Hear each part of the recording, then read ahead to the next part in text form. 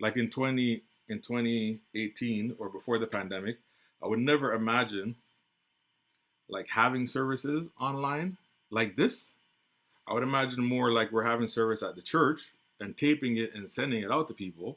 But I would never imagine like sitting down in my house in a chair week after week in front of my bookshelf and everybody's at home. People might be in their kitchen, people might be in their bedroom, people might be on the road. Like I would never imagine that church would be like this. So technology has definitely shifted, mostly negative, but somewhat positive as well. Because as a church, we've been forced to get with the program as it relates to technology and start to engage it. But there are a lot of concerns since the pandemic started. I don't know if there's any other thoughts in terms of like the differences between the church in 2020 and 2018, or just prior to pandemic and after pandemic. I don't think everything is all bad in a sense where some pastors might have an even deeper walk with God and that their message is a little bit different than before. I think that they've taken their spiritual level on a different level where they're drawn closer to God and their messages have somewhat changed over the platform. And it's no longer, to me, because before at times you could find that some messages felt entertaining. Mm-hmm. They felt it just felt like a club kind of a thing. Now it's a little bit more serious, I think, for some pastors, and so it impacted us in a good way, where we're drawing closer to God, and we're taking this a little bit more hands on than before. Mm-hmm.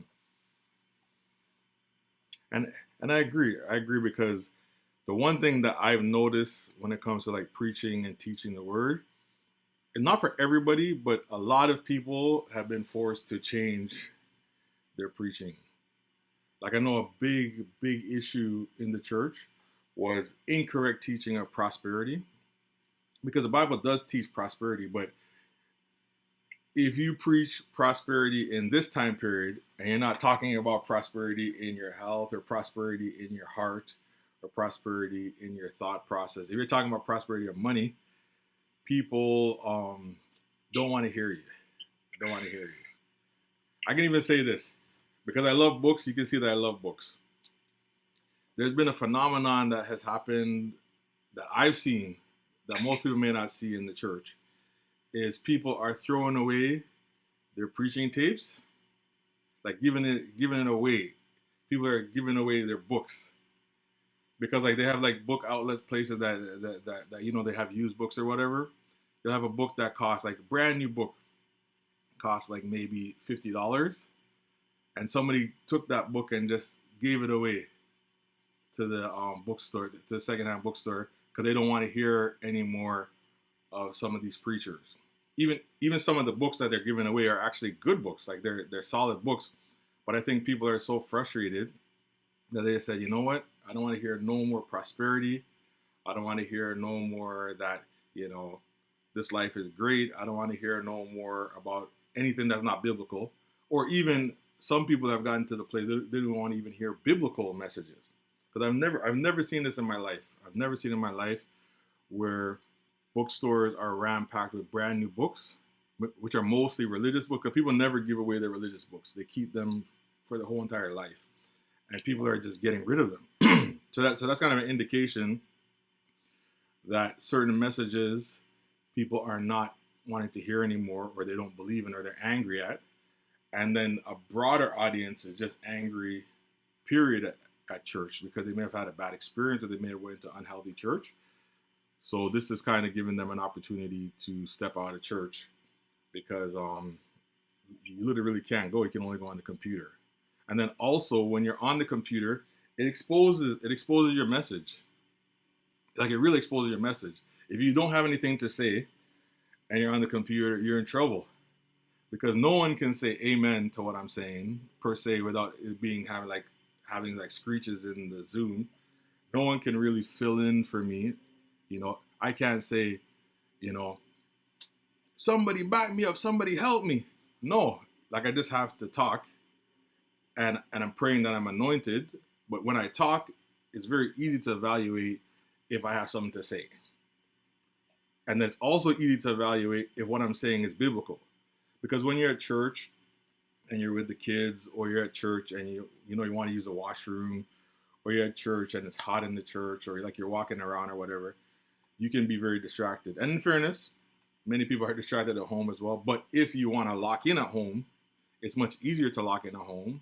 It's much easier when someone says something to go on your computer and Google it and see if what they're saying is true. It's much easier to pull out your scriptures on the computer and type in what a person is saying and see if the scripture actually says it. So it's easier to verify if what a person is teaching is false or true. So that is a major difference in terms of the church now than prior to pandemic, because prior to pandemic, a lot of people just went to church just for their friends at some churches, didn't even go to hear the word, and now you can't see your friends, and you have to actually listen to what a person is saying. You're like, that doesn't sound right.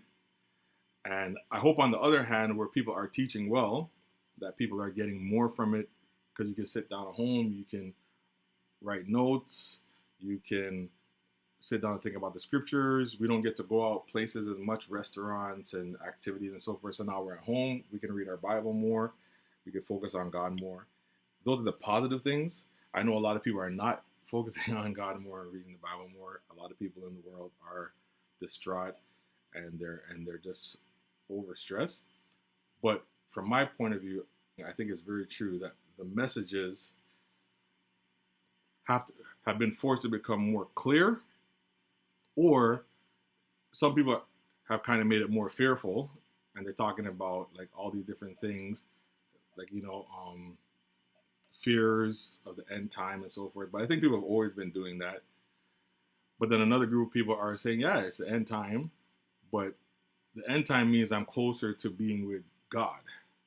So the end time is not all bad, because there's a good part to it, because we're closer to being with God. We just have to get our hearts right, get our spirits in line with God, and just understand who He is in this time that we're living in. So Brother Percy talked about physical fellowship has changed since the pandemic. I talked about that technology kind of changed since the pandemic. Jamila talked about that the messages that people have been preaching have changed. I don't know if there's any other thoughts anybody has in terms of what has changed with church prior to the pandemic and after the pandemic. I think you kind of said something like this already, but I just wanted to expound on the point. Okay. Just on the point of ease, you were saying, people could be in the kitchen, they can be driving and listening to the word. So I find like when you're getting up to go to church, you're getting ready to go.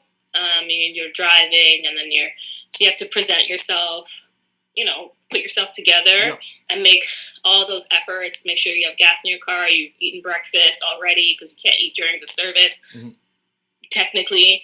But here, it's just more of a spirit of ease, I would say.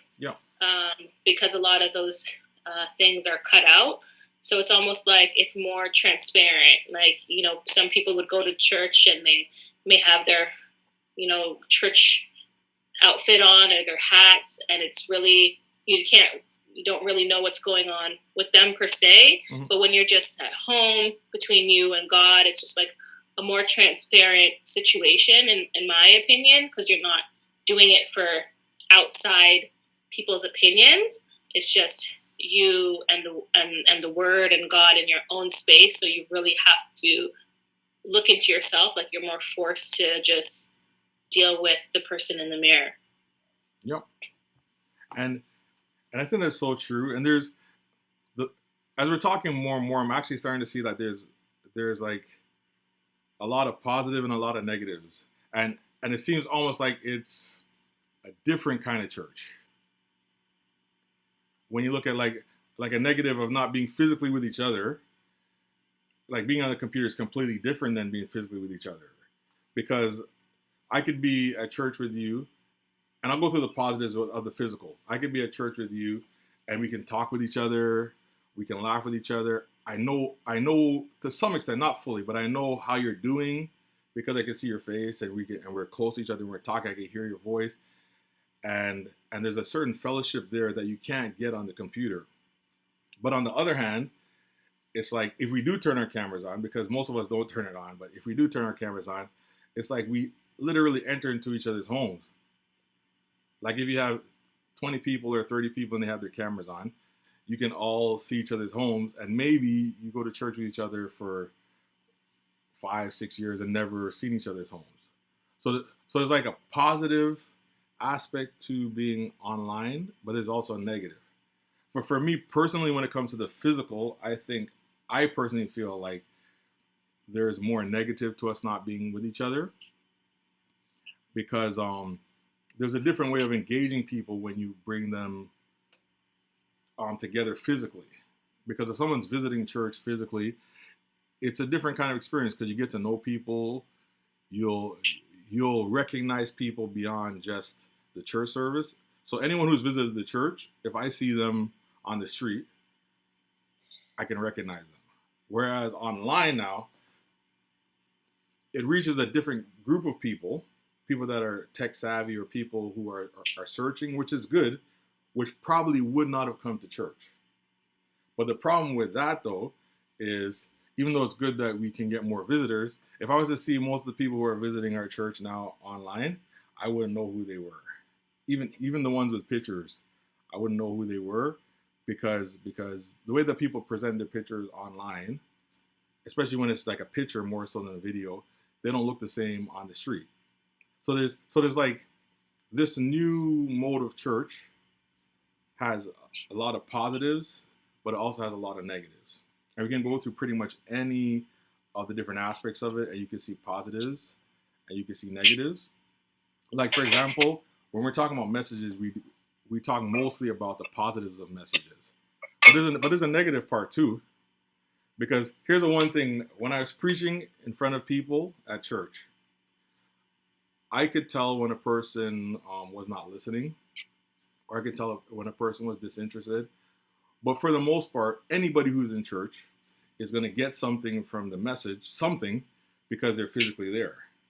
Whereas online, I don't know if people are cooking dumpling. I don't know if people are eating soup. I don't know like what activities people are doing. For me, online works well because I find that I focus even better online. But in fairness, there's a lot more freedom. Like sometimes people are going for a jog and they're listening like as we're talking, right? So this is a different kind of experience. And when I say different, I'm not even so much saying that it's worse. I'm just saying that's different. And I know my preference would be to be physically with everybody and to talk with everybody, but I think it's good to look at the pros and the cons of this particular ministry, because if we are blessed to get back together, then hopefully when we get back together, we can maintain some of the positives that we get from online. And if for some reason we don't get back together, which I think is very minimal because there's a lot of good news that's been coming out, then we would have to figure out how to make ministry work as long as we need to online. But I have heard a lot of good news, and maybe you've heard it as well, a lot of good news as it relates to there being progress of us moving forward. But at the same time, we've heard that before already.